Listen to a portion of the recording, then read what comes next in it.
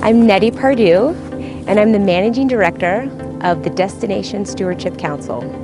We want to protect the natural resources. We want to make sure we manage the facilities and the infrastructure to be able to provide for those resources. We're protecting the cultural heritage that exists, but we also want to make sure it exists for the future.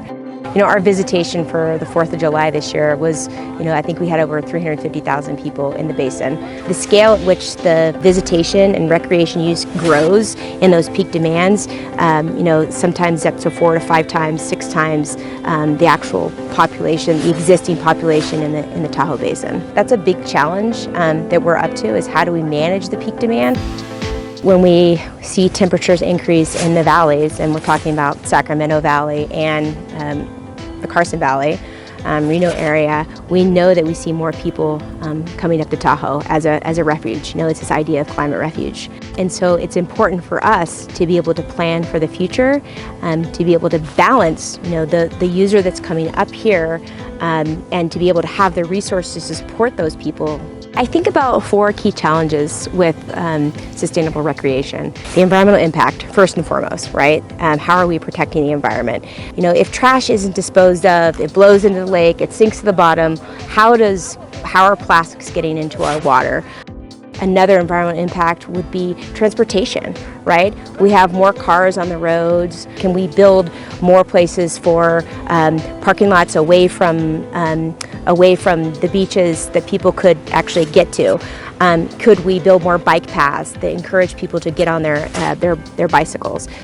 The second one is, how are we making Tahoe more accessible and inclusive for all people as demographics change, demographics including racial demographics, but also age demographics. People are living longer.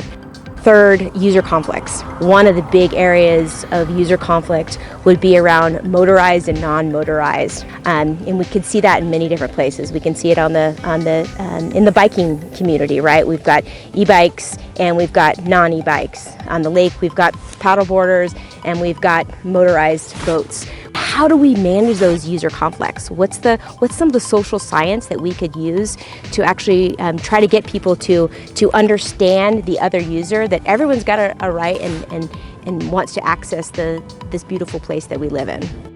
Fourth is, what's the impact of recreation of that magnitude on the local residents, but also on the visitor? What kind of experience are they having? How are we creating all these pieces to manage the experience that helps the local and helps the visitor during these peak demand? We know that there's an impact, but we want to better manage it.